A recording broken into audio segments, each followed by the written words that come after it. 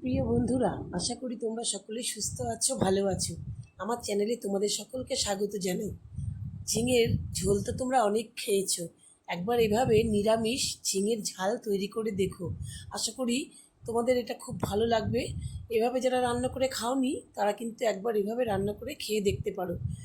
সর্ষে পোস্ত আর নারকেল বাটা দিয়ে এরকম একটু শুকনো শুকনো ঝিঙের ঝাল তৈরি করলে একটা পদ দিয়ে কিন্তু অনেকটা ভাত তোমরা খেয়ে নিতে পারবে। এর জন্য দেখো হাফমালা নারকেল, 1 টেবিল চামচ সর্ষে, 1 টেবিল চামচ পোস্ত নিয়েছি। আর ঝিঙেগুলোকে একটু বড় বড় করে কেটে নিয়েছি। একটা বড় আলুকেও আমি টুকরো করে কেটে নিয়েছি লম্বা লম্বা করে। আর নিয়েছি একটা টমেটো। এবার এইগুলোকে আমি দেখো মিক্সিতে পেস্ট করে নেব। নারকেলের সঙ্গে সর্ষে পোস্ত সব কিছু, কাঁচা লঙ্কা সব কিছু একসঙ্গে আমি বেটে নেব। দেখো আমি এই ফোনটা লম্বা হয়ে গেছে, লম্বা করে ভিডিওটা তোলা হয়ে গেছে, খেয়াল করতে পারিনি। যাই হোক, এটাকে আমি বেটে নেব, মিক্সিতে পেস্ট করে নিয়ে তোমাদের দেখাচ্ছি। দেখো পেস্ট করা হয়ে গেছে, পেস্ট করে নিয়ে চলে এসেছি। বন্ধুরা, তোমরা যারা দেখা শুরু করেছো প্লিজ একটা লাইক দিয়ে দিও। আর তোমাদের যদি ভালো লাগে তাহলে একটা কমেন্ট করে জানিও। এবার দেখো কড়াইতে কিন্তু একটু সর্ষের তেল দিয়ে দিয়েছি, দিয়ে একটা শুকনো লঙ্কা ফোড়ন দিয়ে 1/2 চামচ কালো জিরে দিয়ে দিলাম। এটা কালো জিরে ফোড়ন দিয়ে কিন্তু এর গন্ধটা খুব ভালো আসবে। কালো জিরে ফোড়ন দিলেই ভালো লাগে। এবার আমি আলুগুলোকে দিয়ে দেবো।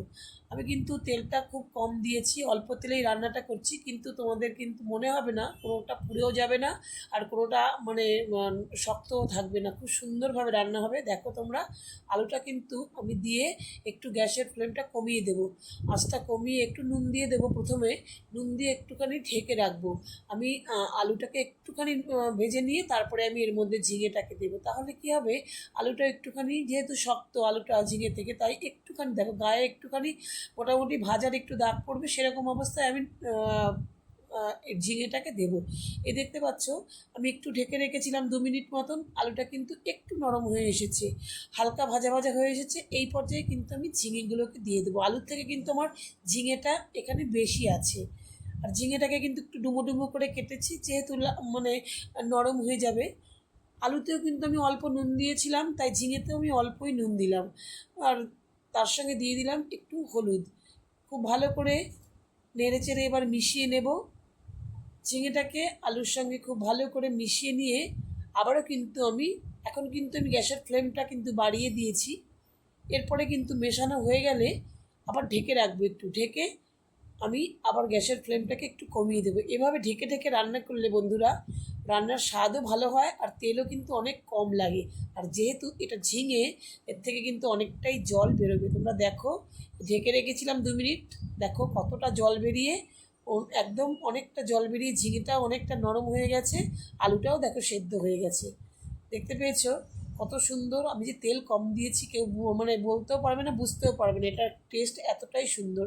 এরপরে আমি যে বেটে রেখেছিলাম নারকেল, সর্ষে পোস্ত, কাঁচা লঙ্কা, সেটাকে আমি দিয়ে দিলাম এর মধ্যে। আর তার সঙ্গে মিক্সিটা ধুয়ে আর একটুখানি জল দিয়ে দেবো, যেটুকু মিক্সির মধ্যে লেগে আছে। বাড়তি কোনো জল কিন্তু আমি দেবো না এর মধ্যে, কারণ এটাকে আমি ঝাল বানাচ্ছি, শুকনো শুকনো করেই তৈরি করা হবে।